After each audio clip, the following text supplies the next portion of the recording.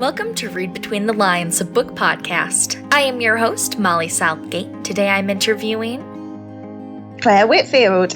Hi there. How are you today? I'm great. Thank you for having me, Molly. Oh my gosh, thank you so much for coming on. I'm so excited to talk with you today. Yeah, me too. Thank you. This is going to be great. Yeah. So can you tell me about your novel? Well, it's set in Victorian England in the year of, it really spans from 1885 to 1888. And the year of most relevance really is 1888, because the whole story is to the backdrop of the year Jack the Ripper terrorised the city of London, and specifically the East End of London. So our main character, Susannah, is a nurse who is 30, which obviously in 1888 was practically ancient. She's unmarried and she is suffering from grief from a tragic accident, and she rushes into a marriage. She's kind of love bombed, really, by this wealthier, younger doctor at the hospital where they both work. And she thinks, do you know what? Nursing is hard work. And if I marry a doctor, I'm going to at least be a bit more economically secure. And he adores her. But almost as soon as they get married, his behavior begins to change. He grows distant. He's absent. She has to live in his house in Chelsea under the watchful, intense glare of his housekeeper, Mrs. Wiggs, who's a huge character in the novel. And about the same time as she begins to become really unsettled and begin to sort of realize that she's in a kind of new kind of captivity, the Jack the Ripper murders start. And she becomes more and more convinced that her husband, she doesn't really know very well. He's volatile, increasingly violent. And she starts to wonder, could he actually be the same person who is terrorising the city of London and embarrassing the British Empire and embarrassing the establishment and sort of shining a light of the poverty of the true existence of people of the East End. So we have to figure out how Susannah's going to find a way out of that. Yeah. And as soon as I read the description for this one, I was like already in love with this book because it's so riveting. So what intrigued you about Jack the Ripper and this time period? I've always really loved the sort of gritty, grottier, sort of macabre aspects of Victorian England because, I love history anyway.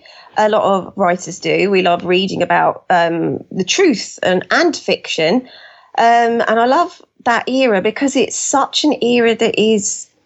It's so branded, it's so marketed well. And obviously it was at a time when Britain, it was the British Empire at its peak. It was the richest city in the world. It was, the headlines were all about glitz and glamour and success. But actually, the thing that intrigues me about Jack the Ripper so much is that I'm sure it wasn't his or her intention, but it really exposed the neglect that the British establishment inflicted on its own population.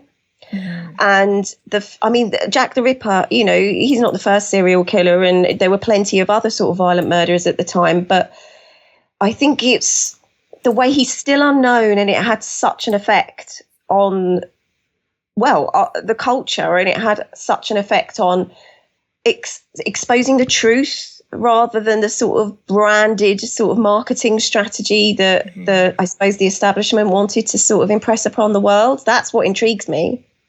Yeah, and in your book, you do something really interesting when you're like showing parts of the newspaper headlines and how the people are thinking about it, and showing the neglect of the police. Yeah. And how it's like this huge issue and everyone's freaking out, but it's like, oh no, they're just at the bar. They're not paying attention. And I think that was really a interesting take on it.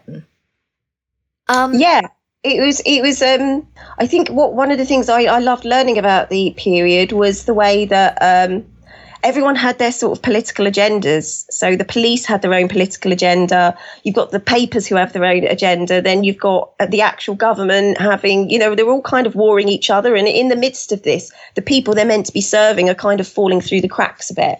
Mm-hmm. Yeah.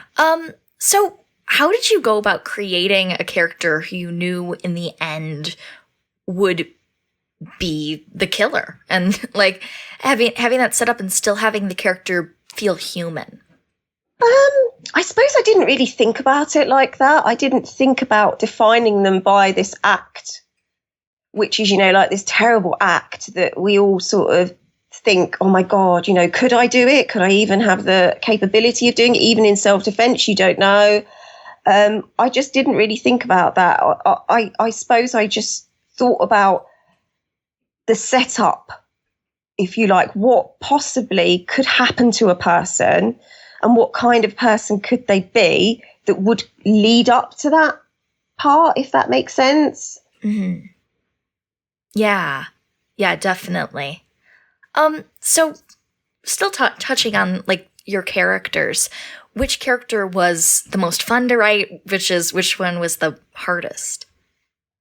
Let me think. The most fun, do you know what? I really loved having fun writing Mrs. Wiggs. Because I think we've all met a few Mrs. Wiggs in our time. And I think I got to inadvertently get some revenge for some, of these sort of over harsh, especially as a female. I think, when you're a very young woman, you're kind of aware of, what issues could be there, especially with the opposite sex. But sometimes, it's not really sort of displayed to you how hierarchy works in terms of female to female. And I think I had fun sort of working out some experiences, if you like, in the sort of the harsh, quite judgmental and restrictive character of Mrs. Wiggs. She was fun. And the hardest to write, I'm trying to think now. Hardest to write. I didn't find any of them hard, I really love characters. That's one of my favourite parts of writing. You can really have fun with them. And I think if the character doesn't work, it will stop you moving forward anyway. So I can't honestly say I found any of them hard to write. All right. Well, that's very lucky. That's very good. It is lucky, yeah. So you said character creation is one of your favorite things. How do you go about that process and like layering in their backstories and stuff? Do you know what? I think this is really going to be a really annoying answer because I've been asked this before, but I don't. They kind of come fully formed characters. Oh. Yeah. So I know that sounds daft, but it might be that the essence of them, I don't know if that's the right word, but they're sort of, they do come fully formed. And what I tend to find myself doing is to make them real. I tend to either pick famous people or people in the public eye, or even strangers or people in the street or people I see around, and I give them a physical presence by putting that person on top of them, if you like. So they come fully formed in terms of character. It's just I need to find a sort of physical representation that I can sort of impose on them. Actually, I was a little surprised at first when you said that, but I'm also a writer, and I think I do something similar. When I do my characters too, like that, where they kind of are already in there. You just have to fully like sort them out. Yeah, you just need to add the sort of sharper details to them, don't you? Yeah. Did you find that anything like that happened when you were writing the story, that you had an idea for where it was headed, but you just had to have the sharper details in? Yes. So the thing that I found really hard with this, but also actually kind of, it was hard and helpful at the same time, is that because it was based on true events, so the Ripper murders are set at a specific time, certain things happen. The hospital where they worked is a real place. The house where, all these things are real. So that really helps you because it provides you a structure and a timeline that you got to work a story around. But at the same time, it can be restrictive. Does that make sense? Mm-hmm. Yeah. Yeah, so you might want to go free, but you think, actually, I can't because I know that I've got another murder in this part. So what could possibly happen in between this part and this part? that might explain it. So, and I think with this book, definitely the end came first. I knew what the end scene would be. I had Susannah, and the rest of it came after, if you like. Yeah. Something that I really love about this is how it sometimes sort of goes back into her memories. Yeah. Mm-hmm. And those characters also feel so, and like I feel such a connection to them, even though characters like Aisling only pop up in a couple of chapters. Where did that decision come in to go back and sort of provide more color to these characters? That was just part of the development, actually. So Aisling was always in the book. And also her mother and her grandparents were always sort of present in the book. But through development, I think because Susannah is, I mean, the title People of Abandoned Character is really a sort of really explicit explanation of what it's about. No one in the book comes off as an angel. Mm-hmm. And I think through the editing process, some of the feedback I had, which is common with a lot of female protagonists, is that they want to know more how Susannah could be this complex individual and what on earth could have happened to her, because she makes some perhaps questionable decisions. Mm-hmm. She isn't always the most innocent party. She's capable of doing some very dark things and making perhaps what you would say was the wrong choice. And so we needed that sort of backdrop to her to understand how she could have got to this point and think that those were her choices, and also show her in a more emotional light in other times, in happier times, and where she had connections that were more loving, if you like. Yeah.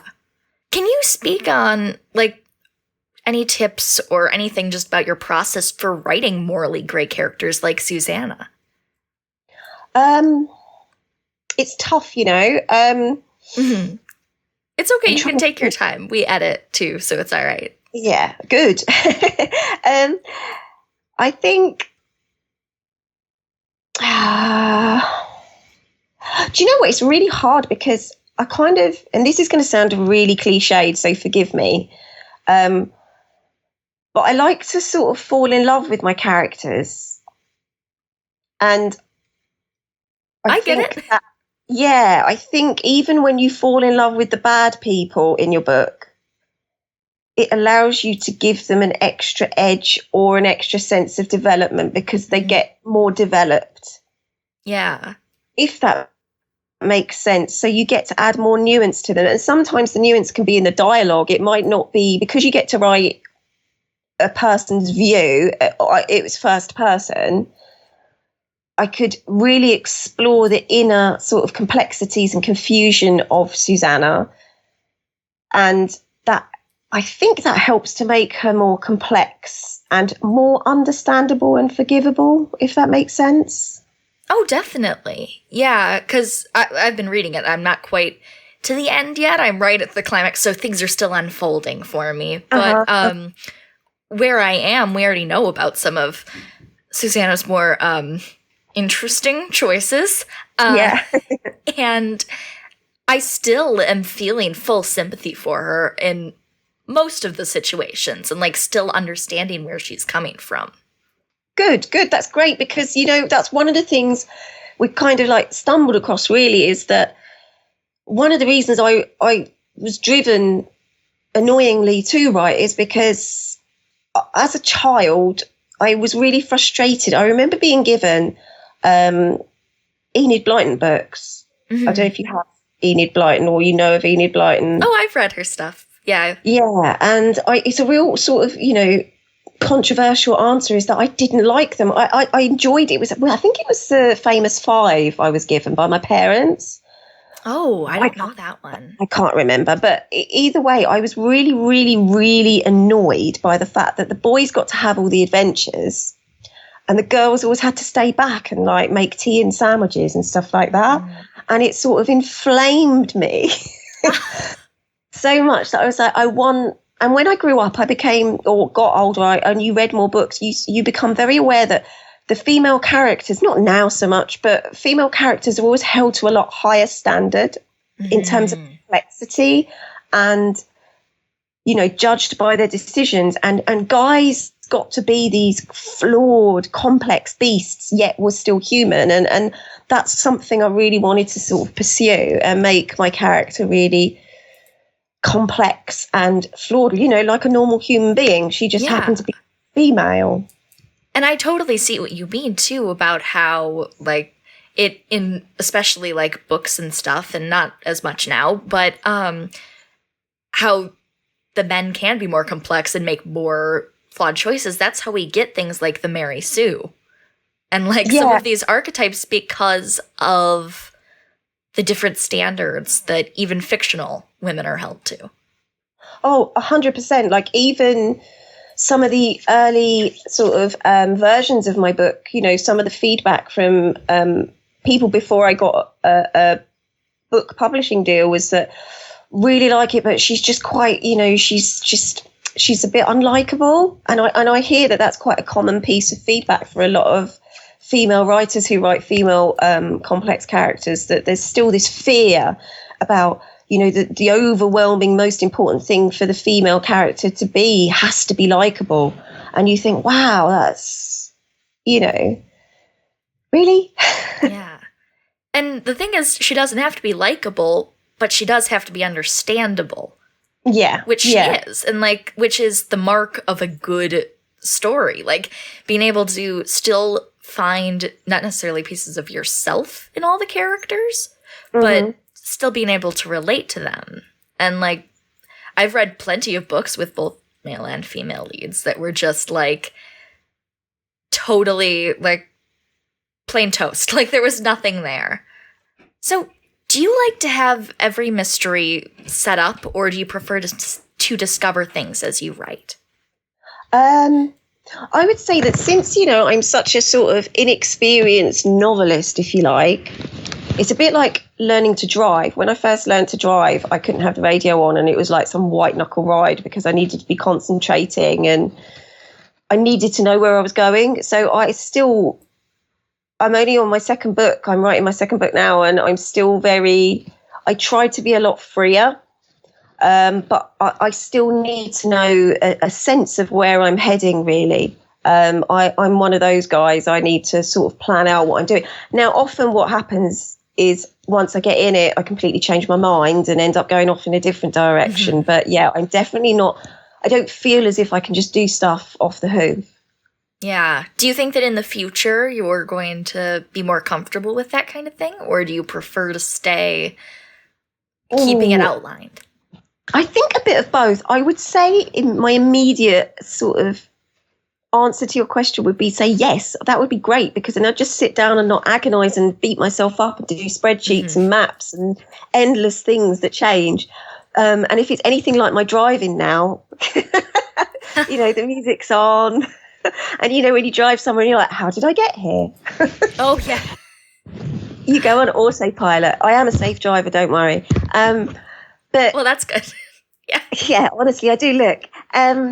But I'd like to be a bit more confident, I think, and a bit more relaxed about it and maybe plan less. But I think that's just a lot of writers, you know, we like to punish ourselves, don't we, and beat yourselves up a bit. So, yeah, maybe I hope so. I hope so in the future, you know, if I get a few more books under my belt, I can just be a bit more less planned. Yeah.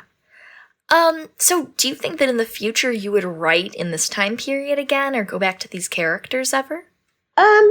Well, when I finished the book, I said, because I never set out to do historical fiction. I write fiction, and it always has a strong sense of setting and time, and that could be anywhere. It's a story, really. I like crime. And when I finished the book, I said, I will never write historical fiction again, because the research was so intense. It took me so much work just to even write a dinner scene. You know, you have to think, what was the menu? What was the wallpaper like? Who would have done it? When? What time would they? You know, it is. I literally, at the end of it, I was like, never again. However, I do love the time period. It's one of the most complicated and misrepresented time periods still. You know, there was this huge dark underbelly in Britain, in England, especially in London. And I think a lot of people are unaware of the reality, and how nuanced it was. So maybe, and also at the end, well, I'm going to ruin the end if I tell you this, but yeah, there is a sort of setup at the end that potentially these characters could come into contact again and other crimes could be explored. So never say never. Yeah. Well, I will definitely be looking out for that in any new books of yours in the future.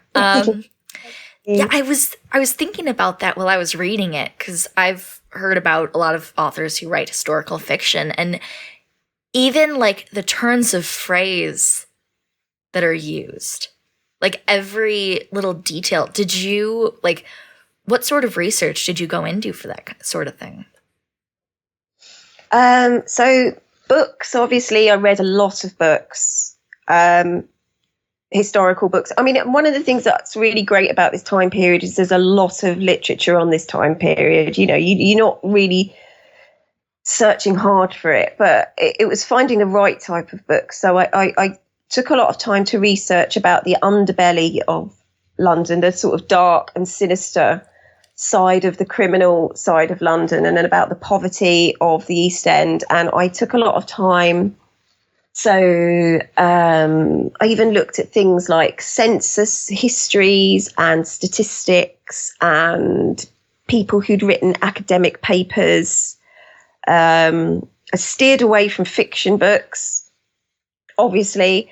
And obviously I live in Southampton, but I come from London, and lucky for me, obviously it was pre-pandemic, I would jump up on the tube and go and walk around Whitechapel and walk around East Aldgate and go to museums and probably look like a complete weirdo wandering around, just staring at buildings and trying to work out, you know, where things were and where they would have been. I went on a Jack the Ripper tour one night. I dragged my sister on that. That was fun. And it was surprising to see how popular it still is. You know, while we were in this group, there were about 3 other tour groups going around, you know, all doing these Jack the Ripper tours. That was it, really. I looked at fashion books. I looked at art books. I looked at housekeeping manuals, especially things written at the time, which are hilarious, by the way, if you ever want to laugh. Newspapers of the time, brilliant. Literally, it's so hilarious because apart from the language, which obviously I picked up from a lot of those newspapers, you could have been writing the same articles now. It was kind of both depressing and encouraging at the same time. It really was like we've come no further as a species. We're still talking about the same headlines. They've still got the same slant. But at the same time, it was kind of comforting because we've been through difficult times before, and you can see that things can change. Yeah. Okay, I'm definitely going to have to read those, though, if not for a good laugh, then for a little bit of comfort. Yeah. You know, we've been through these things before. And one of the interesting things was after Jack the Ripper and obviously the huge shame that the global attention on the poor of London, you know, embarrassed a lot of people. Nothing really was done. It wasn't until there was actually a pandemic, which was the Spanish flu in 1918, I think it was, that came along. So it will be interesting. I haven't looked myself, but I think you're right. It will be interesting to go back and look at some newspapers from that time period and see what was being written. Yeah, I wonder if there's someone out there that like wrote a book or something that has parallels between the headlines now and like the headlines from past pandemics and elections and that sort of thing. Yeah, I'm sure there is. And if there isn't, I'm sure someone's already working on it. Yeah. So can you share any tips about writing a period piece? I would say research well. Obviously, you've got to enjoy the research. That's the thing. I think if you're not the type of person who doesn't enjoy watching documentaries or enjoy reading nonfiction and picking up on detail, I would probably say it's maybe not for you. You're not going to enjoy this. You've got to find joy in the little pieces of detail. And and just to read and write notes, and don't try and, at the beginning, you definitely cast a wide net. So don't dismiss pieces of research just because you don't think specifically it'll feature in your book. Mm-hmm. One of the things that you have, as you will know as a writer, is you have to throw a lot away. Oh, yeah. So don't get emotionally attached to that work, but it will come in useful because at some point you will have to write a scene or edit a scene once you're working with an editor, and then you've already got that knowledge or that stuff in your back pocket. Just cast a wide net at the beginning, and I would say keep narrowing as you work through. Awesome. Thank you so much. I just have one final question for you today, and that is, what do you have coming up? Well, currently I'm working on my second novel. It's due to be published in February 2022. So just under a year away. So I've got the final manuscript. I just need to make some revisions, and then I'll be working with the editor, my publishers again. So, and then I've got a ton of ideas for other books. It's not the problem with ideas, it's the time to write them. Yes, putting things down to paper. Yeah, absolutely. It's the work. But yeah, hopefully, fingers crossed, there'll be a few more to come. All right. Well, thank you so much. I had a great time chatting with you today. Thank you for having me. I really enjoyed it, Molly. Thank you. Of course. For Read Between the Lines, my name is Molly Southgate. I'm Clare Whitfield. Let's end this the way all great stories end. Happily ever after. The end.